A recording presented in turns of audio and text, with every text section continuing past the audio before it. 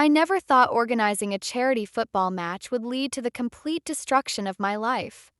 But standing here now, watching my carefully planned event descend into chaos, I realize that's exactly what's happening. My name is Harper, and until 20 minutes ago, I was having the best day of my career as a football team manager. The annual charity match between our pro team and local celebrities was meant to be perfect, my chance to prove I belonged in this male-dominated industry.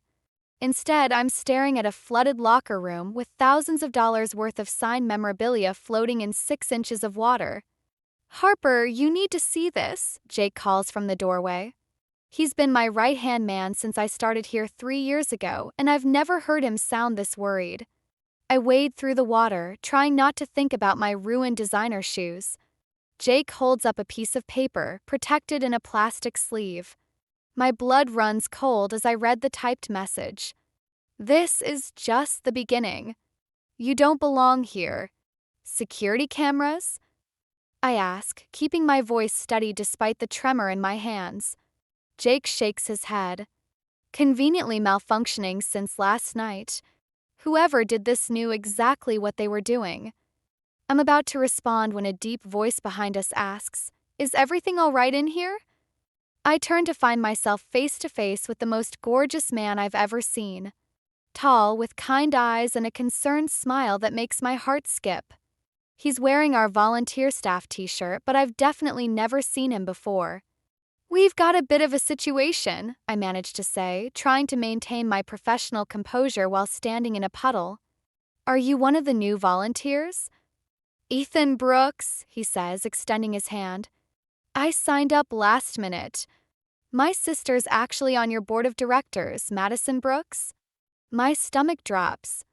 Madison Brooks, the woman who's been trying to get me fired for the past year, claiming a woman can't properly manage a professional football team. The same Madison who mysteriously missed today's event despite being its primary sponsor. "Oh, you're Madison's brother," I say, watching his expression carefully. I didn't know she had one. Something flickers across his face. Disappointment? Anger? Before he smiles again. That doesn't surprise me. Madison can be protective of her personal life. Jake clears his throat. "Harper, we've got 300 guests arriving in less than 2 hours. Reality crashes back. I need to focus on saving this event, not getting lost in Ethan's eyes. "Right. Ethan, since you're here to help, how are you with crisis management?" "It's literally my job," he says, rolling up his sleeves. "I work in emergency response coordination. For the next hour, we work together like we've known each other for years. Ethan helps redirect the water flow while Jake and I salvage what we can. We manage to move the event to the outdoor practice field, setting up last-minute tents and relocating the silent auction items. Just as things start coming together, my phone buzzes with a text from Madison. Heard there were some problems at the event. Such a shame. Maybe now the board will realize some jobs are better left to more qualified individuals. I show the text to Jake, who swears under his breath. Then notices our expressions and walks over. "Everything okay?" he asks, genuine concern in his voice. I hesitate, then make a decision. "Your sister just sent me an interesting message," I say, holding up my phone. As he reads it, his jaw tightens. "I'm so sorry," he says quietly. "Madison can be difficult, but this seems extreme even for her." "The flooding wasn't an accident," Jake adds, showing Ethan the threatening note. Ethan's expression darkens. "If Madison's behind this..." He pauses, running a hand through his hair. "Look, there's something you should know about my sister. But not here, not now. Can we talk after the event?" Before I can answer, we hear the first guests arriving. I nod quickly, my mind racing with possibilities. What could Ethan know about Madison? And why do I have a feeling that this flooded locker room is just the beginning of something much bigger? Despite the chaos at the charity event, we managed to raise more money than ever before. That small victory should have been enough, but Ethan's invitation to dinner at his family's house kept replaying in my mind. "Let me explain about Madison," he'd said. Over dinner. With everyone.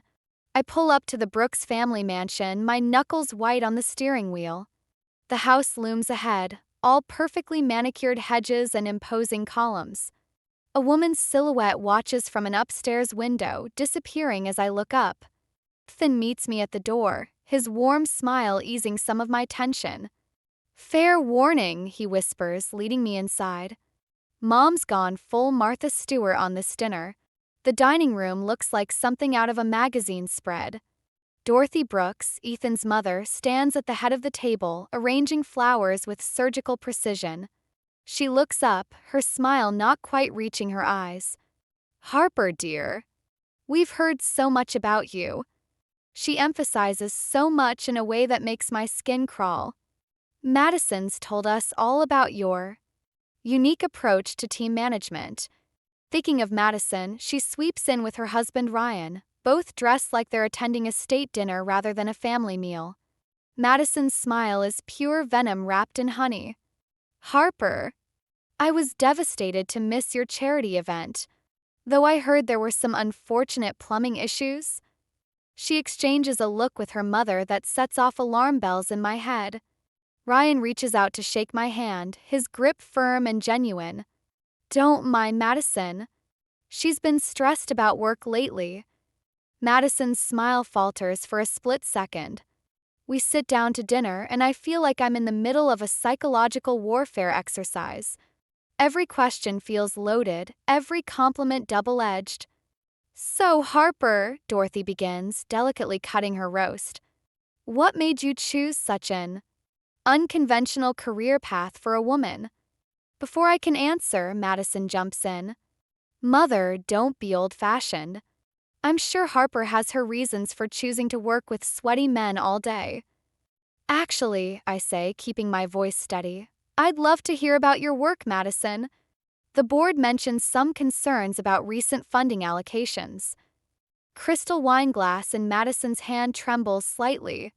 Ryan looks up, suddenly interested. What concerns? He asks.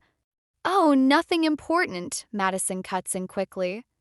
Just boring administrative details. Harper, tell us about that threatening note you received. Any idea who might have sent it? Ethan's fork clatters against his plate. What threatening note? The room goes silent.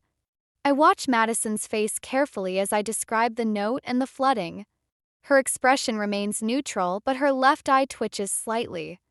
How awful, Dorothy murmurs, but she's watching Madison too. Though perhaps it's a sign that some careers are better suited to. Mother, Ethan interrupts sharply. Don't. Ryan clears his throat.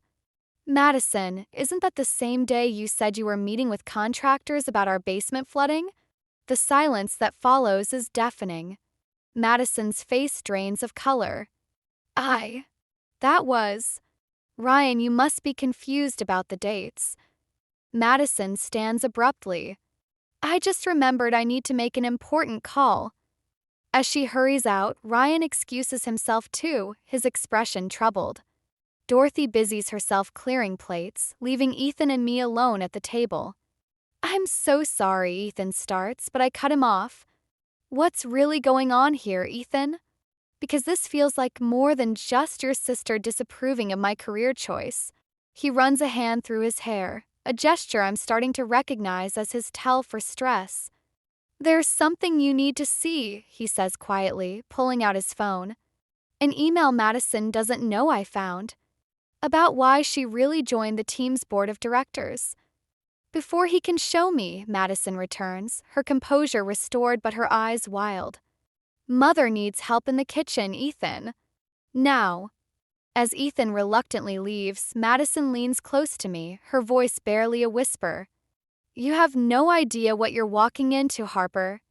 For your own good, stay away from my brother and my team. I meet her gaze steadily. Is that a threat, Madison?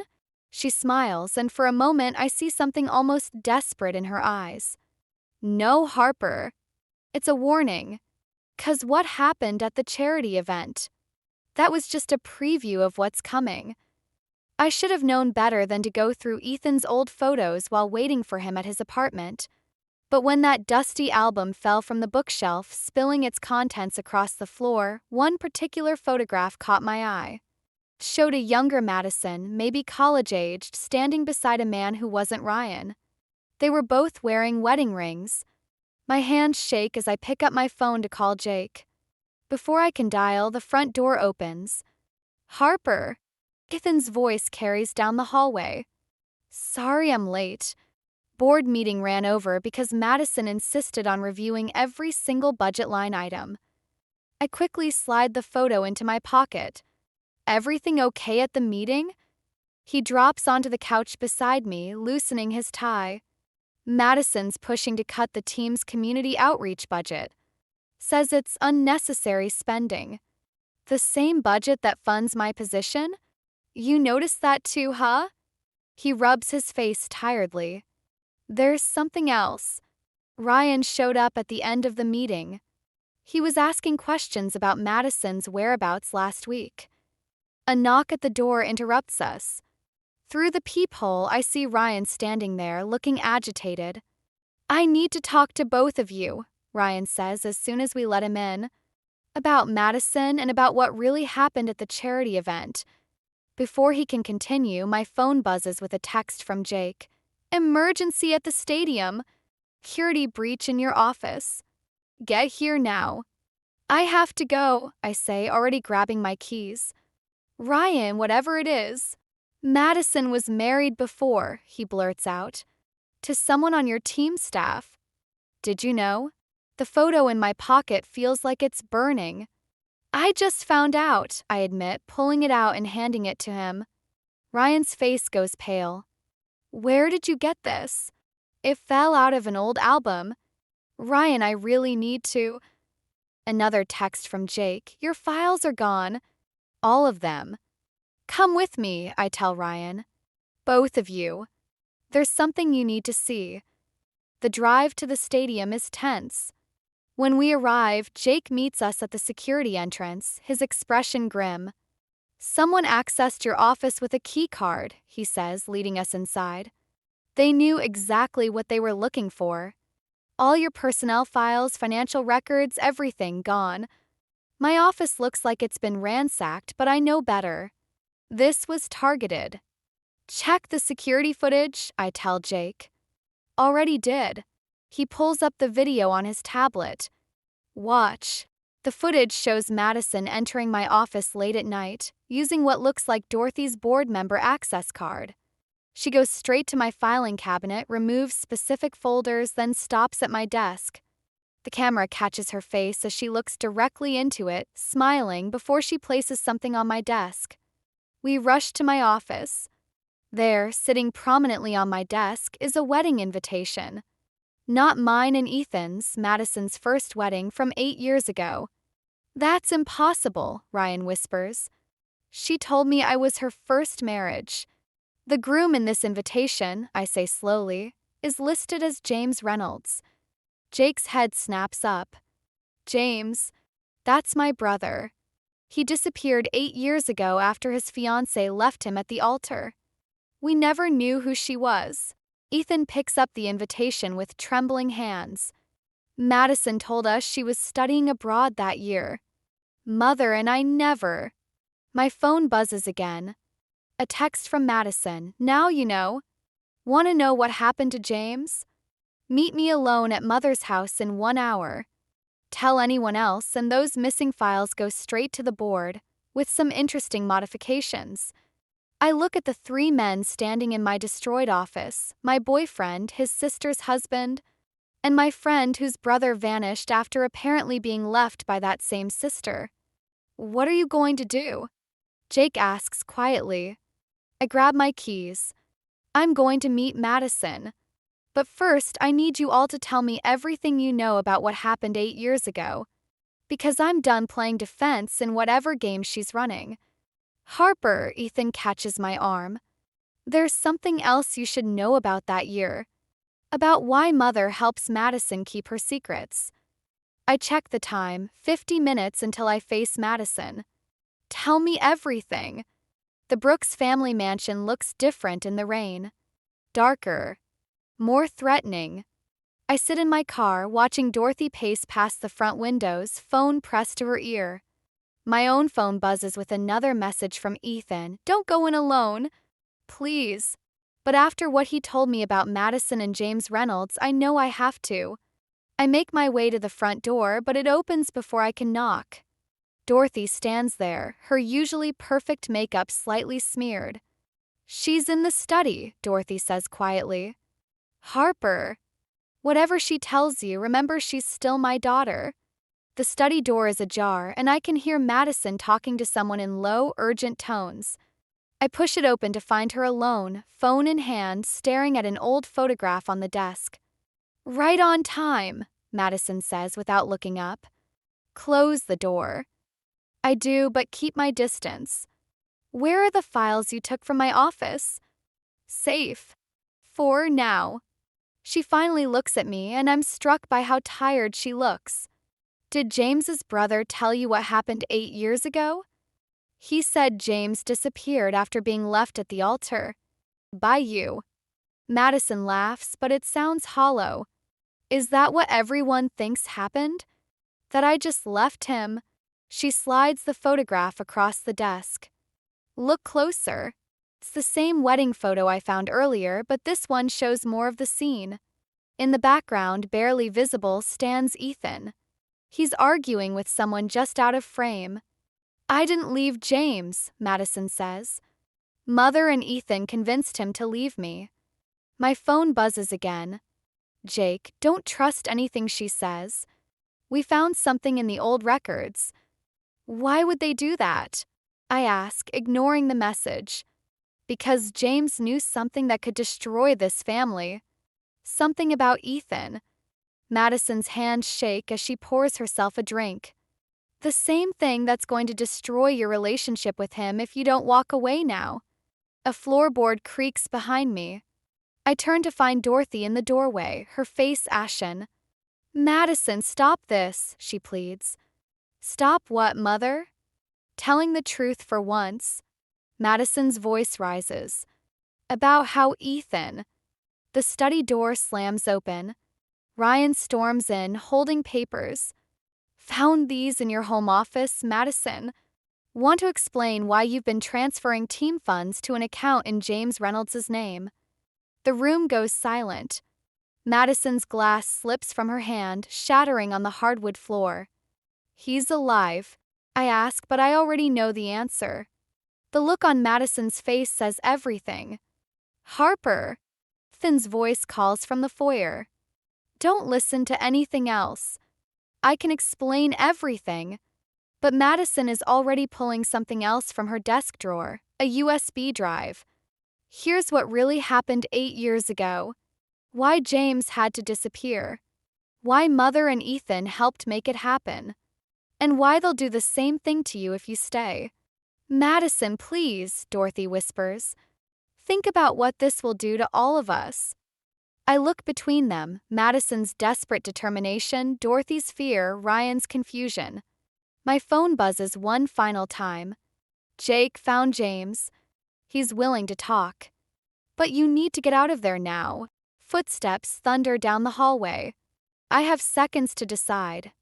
I grab the USB drive just as Ethan reaches the study door.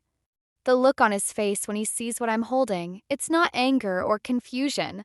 It's pure terror. Harper, he says softly, reaching for me. Whatever you think you know.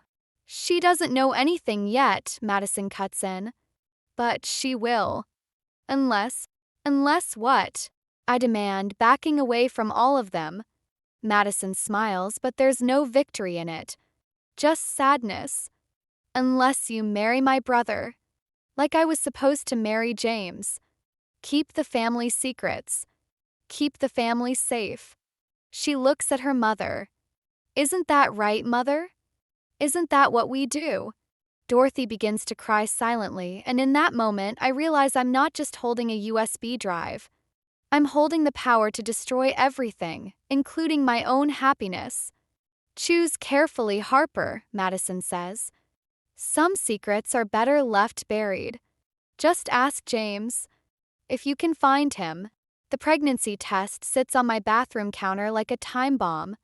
2 pink lines that should bring joy instead fill me with dread. 3 weeks since I fled the Brooks mansion with that USB drive, and now this. My phone lights up with another message from Ethan, the 20th today. I haven't responded to any of them, not since Jake and I found James Reynolds living under an assumed name in Seattle. A knock at my door makes me jump. Through the peephole, I see Ryan looking haunted. "Madison's gone," he says when I let him in. "Left this morning. But first she sent these to the team's board of directors." He hands me a stack of papers, financial records showing massive discrepancies under my supervision. "These are fake," I say, but my hands shake as I flip through them. The real records were in my office when Madison stole them, Ryan finishes. "I know, but the board doesn't. Emergency meeting tomorrow morning to discuss your termination." My phone buzzes again. "Jake, James ready to talk?" Video call in 10. Ryan notices my hand drift to my stomach. His eyes widen. "Harper, are you?" Before I can answer, my laptop chimes with the incoming video call. James Reynolds' face fills the screen, older than his photo, with haunted eyes that remind me of Ryan's. "Miss Lawson," he says. "I understand you have questions about Ethan Brooks." Ryan moves to leave, but I grab his arm. "Stay. You deserve to know too." James takes a deep breath. 8 years ago, I discovered something while auditing the team's finances. Large sums of money disappearing, then reappearing in offshore accounts. All authorized by Ethan Brooks. "That's impossible," I whisper. "Ethan didn't work for the team back then." "No, but Dorothy did. And Madison. And when I confronted them." He pauses, swallowing hard. "Let's just say the Brooks family has ways of making problems disappear." My phone lights up again. Dorothy this time. "We need to talk about the baby." I freeze. "How did you?" "Madison saw your medical records when she accessed your office," Ryan says quietly. "She's been watching everything." James leans closer to his camera. "Harper, listen carefully. They're going to offer you a choice. Marry Ethan, become part of the family, keep their secrets, or lose everything. Your job, your reputation may be worse. Like you lost everything?" I ask. He nods grimly. "But you have one thing I didn't." He holds up a familiar USB drive. A copy of the real records. The ones that show where all that money really went. And who was really behind my disappearance. My doorbell rings, making us all jump. Through the security camera feed on my phone, I see Ethan standing there, holding flowers. Behind him, Madison steps out of a car. "Don't let them in," James warns. "Once they know about the baby." Too late, I cut him off, watching Dorothy's car pull up too. "They're all here." "Harper," Ryan says urgently. "Whatever you decide, remember, Madison's been transferring money to James for years. This goes deeper than just Ethan." The doorbell rings again. My phone buzzes with a text from Madison. "Let us in, Harper." "For the baby's sake." I look at James on the screen, at Ryan beside me, at the pregnancy test still visible on my bathroom counter. The USB drive feels heavy in my pocket. "I'll call you back," I tell James, closing the laptop. Ryan grabs my arm. "Harper, think about—" "I am thinking," I say, moving toward the door. "I'm thinking about how many lives the Brooks family has destroyed, how many secrets they've buried." My hand rests on my stomach. "And how I'm not letting them do it to anyone else." I open the door to find all 3 of them there, Ethan, Madison, and Dorothy. A perfect family portrait, except for the desperation in their eyes. "We need to talk," Ethan says softly. "Yes, I agree, thinking of the baby, the USB drive, and James's warning." "We really do." Madison smiles, but it doesn't reach her eyes. "Congratulations, by the way. On the baby. Our family's newest secret." Behind them, the sun sets over the city, casting long shadows that seem to reach for me like grasping fingers. Whatever I decide next will change everything, not just for me, but for the life growing inside me. The boardroom feels like a courtroom, and I'm on trial. 12 pairs of eyes stare at me while Madison presents her evidence: doctored financial records, emails I never wrote, and surveillance photos of me meeting with James Reynolds. As you can see, Madison concludes, Miss Lawson has been embezzling funds and conspiring with a known fugitive. My lawyer shifts uncomfortably beside me. The USB drive in my pocket feels like it's burning a hole through my clothes, but James's warning echoes in my head. The moment you reveal those files, they'll destroy them, and you. Harper, the board chairman leans forward. Do you have anything to say in your defense? Before I can respond, the boardroom door opens. Ethan walks in, followed by Dorothy. My heart stops when I see what Dorothy's carrying: my laptop. We found this in Miss Lawson's office, Dorothy says smoothly. The IT department recovered some interesting deleted files. My lawyer touches my arm. Is there anything on there that could? No, I say firmly, but my hands shake as Dorothy connects the laptop to the projector. The screen fills with emails, conversations between me and James that I never wrote, discussing money transfers and cover-ups. My phone buzzes. Jake, Ryan found something. Big. Hold them off for 10 minutes. These emails are fake, I say, standing up. Just like the financial records. Madison Brooks has been. Careful, Harper, Madison interrupts, her hand resting deliberately on her own stomach. Think about your condition. Stress isn't good for the baby. The room goes silent. The chairman's eyebrows shoot up. You're pregnant. Yes, Ethan steps forward. She is. With my child. Which is why I have a proposal that could resolve this situation. My blood runs cold. This is what James warned me about, the family's way of burying problems. Harper, Ethan kneels beside my chair, pulling out a ring. Marry me. Today. We can make all this go away. My phone buzzes again. Ryan, don't say yes. Almost there. The board would be willing to table this investigation, the chairman says carefully, if Miss Lawson were to become part of the Brooks family. Given the circumstances. Dorothy smiles triumphantly. Madison's face remains neutral, but her eyes gleam with victory. Time's up, Harper, Madison says softly. Choose. Your career and reputation or your baby's future. The boardroom door bursts open. Ryan rushes in, followed by Jake, and my heart stops, James Reynolds. Sorry I'm late, James says calmly. Traffic was terrible in Seattle. Madison's face goes white. Dorothy drops the laptop remote. What are you doing here? Ethan demands, standing up. You can't. Actually, I can, James holds up his phone. Because I just forwarded 8 years of real financial records to every board member. Records showing who really stole that money and why Madison's been paying me to stay quiet. The board members' phones start buzzing simultaneously. Don't open those, Madison shouts, but it's too late. Oh my God, the chairman whispers, scrolling through his phone. Dorothy, is this true? I stand up, my voice steady for the first time today. The money didn't disappear 8 years ago. It was used to cover up something else. Something worse than embezzlement. Isn't that right, Ethan? Ethan's face crumples. Harper, please. You don't understand. What happened back then was murder, James finishes. And I have proof. The room erupts in chaos. Madison collapses into a chair. Dorothy reaches for her phone, presumably to call their lawyers. But Ethan just stares at me, his expression shifting from desperation to something darker. You'll regret this, he says quietly. All of you.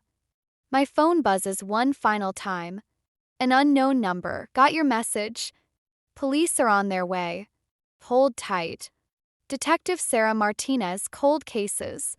I look around the room, at Madison's defeated posture, at Dorothy's panic. at Ethan's growing rage, and realize that even with the truth finally coming out, this is far from over. 'Cause people who've gotten away with murder once usually have a plan for doing it again.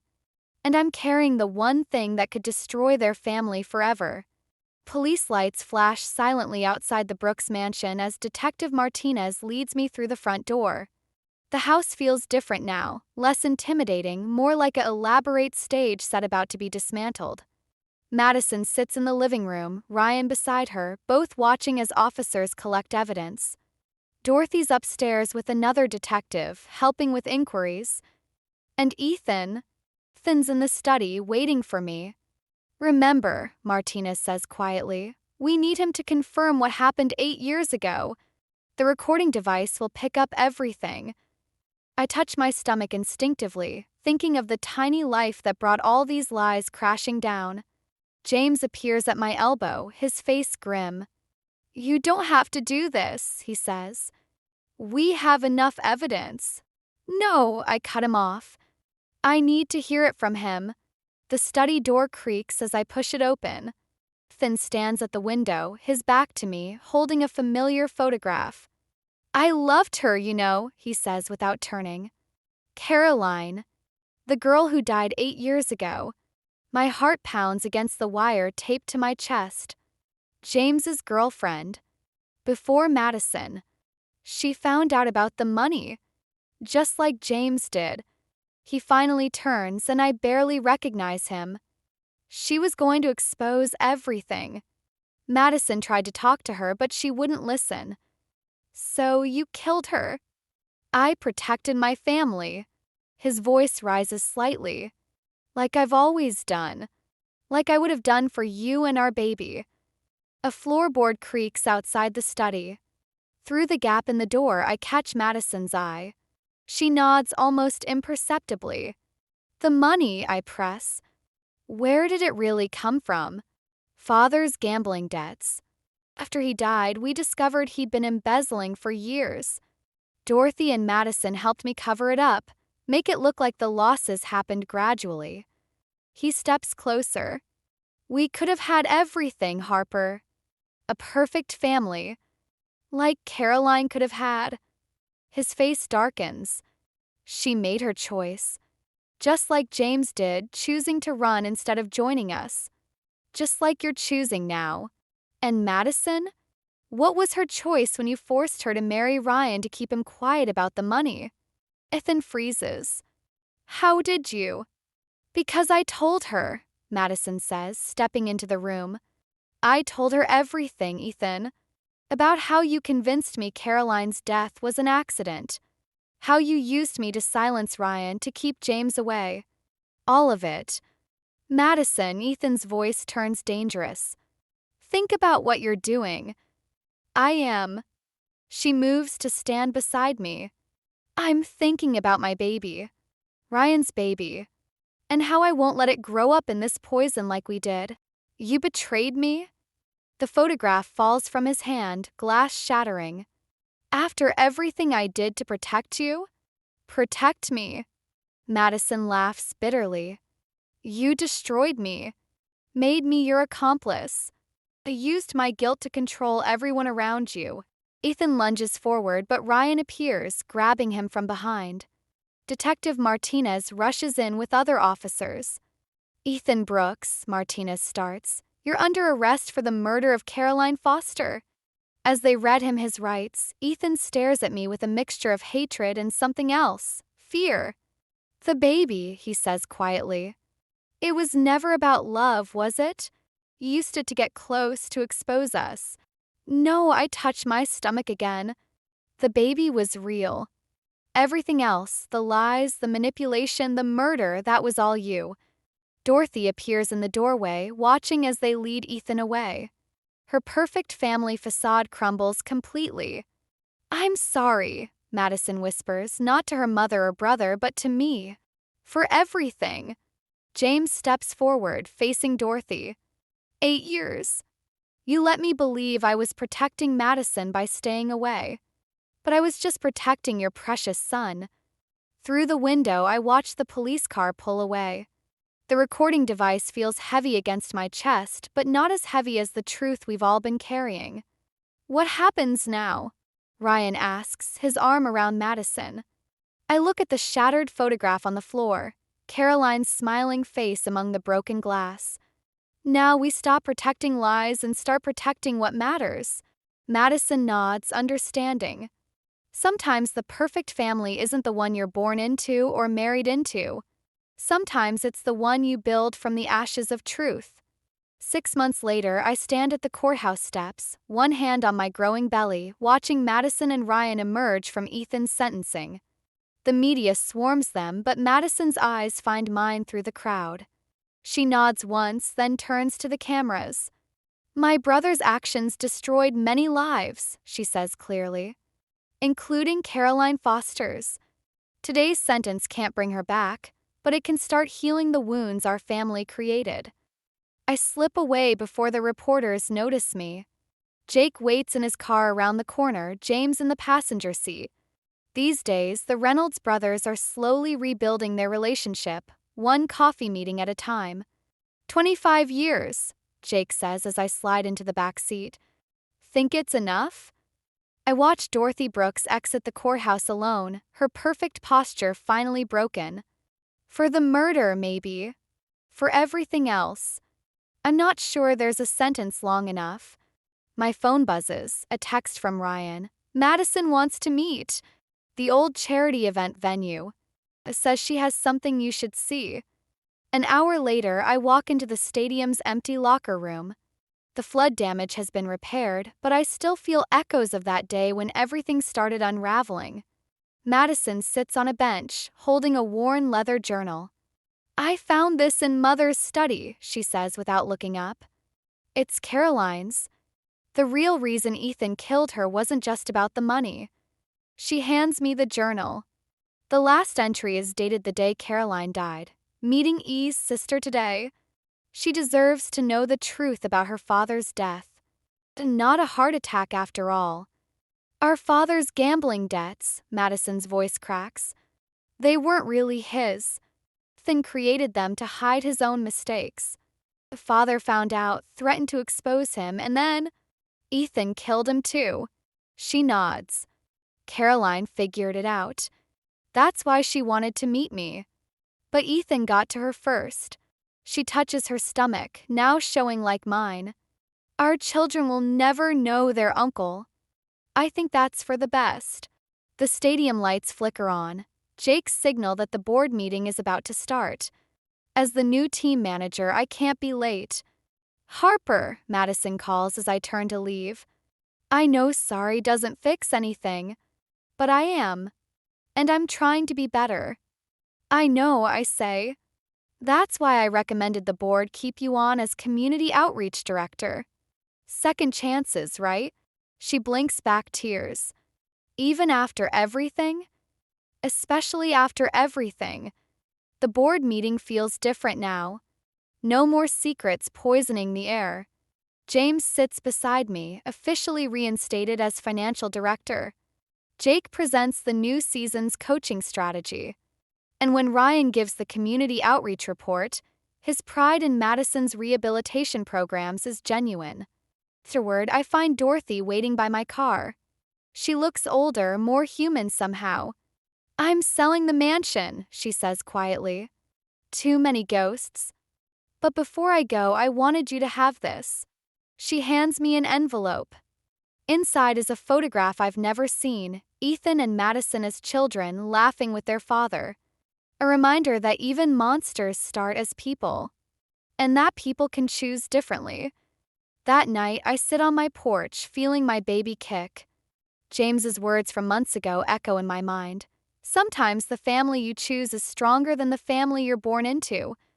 My phone lights up with a message from an unknown number, a prison email address. Ethan. I hover over delete, then stop. Inside is a single line. I hope our child learns from my mistakes instead of repeating them. I close the email without responding. Some answers aren't ours to give, some choices belong to the next generation. My hand rests on my stomach, feeling another kick. Porch light casts long shadows across my yard, but they don't look like grasping fingers anymore. They look like paths, different ways forward, all leading away from the darkness of buried secrets and toward whatever light we choose to follow. Madison's car pulls up. We have a prenatal class together now. Different paths, same direction. Sometimes that's enough. Sometimes that's everything.